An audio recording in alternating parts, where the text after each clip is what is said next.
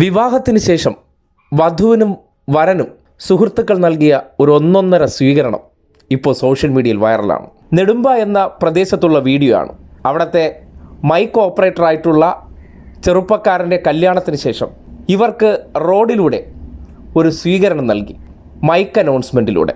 Mic announcement എന്ന് പറഞ്ഞാൽ നിർത്തി അങ്ങ് അപമാനിക്കുക എന്ന് പറഞ്ഞാൽ അതിനേക്കാൾ വേറൊരു വാക്ക് ഉപയോഗിക്കാനില്ല തന്നെ.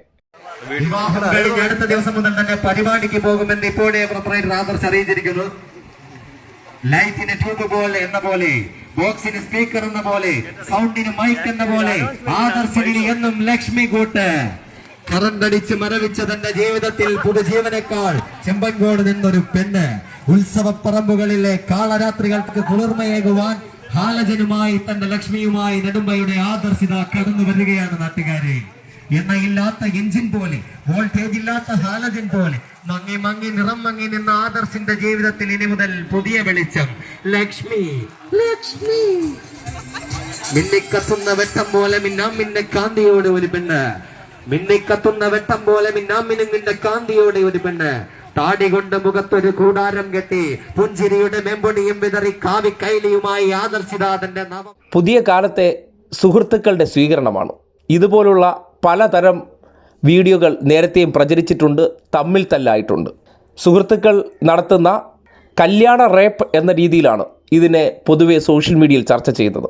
കല്യാണ ദിവസം സുഹൃത്തുക്കൾ കൊടുക്കുന്ന 8ന്റെ പണിയായിട്ടാണ് ഇതിനെ കണക്കാക്കുന്നത്. പലതരത്തിലുള്ള കോപ്രായങ്ങൾ കാട്ടാറുണ്ട്. കാളവണ്ടിയിൽ കയറ്റുക, JCB കയറ്റുക, വാഴയില പിടിപ്പിക്കുക, കൂളിംഗ് ഗ്ലാസ് വെപ്പിച്ച് ആട്ടവും പാട്ടുമായി വീടെത്തിക്കുക, വഴിയിൽ പടക്കം പൊട്ടിക്കുക തുടങ്ങിയ കലാപരിപാടികൾ പുരോഗമിക്കുന്നതിനിടയിൽ പലതവണ ഇത് തമ്മിൽ തല്ലിൽ കലാശിച്ചിട്ടുണ്ട്. അതിൻ്റെ അടിസ്ഥാനത്തിൽ വലിയ തോതിൽ നിയന്ത്രണം കൊണ്ടുവന്നെങ്കിലും ഇപ്പോൾ നെടുമ്പയിൽ നിന്ന് ഇങ്ങനൊരു വീഡിയോ പുറത്തു വന്നു. ആ വീഡിയോ ഇപ്പോൾ സോഷ്യൽ മീഡിയയിൽ ആറാടുകയാണ്.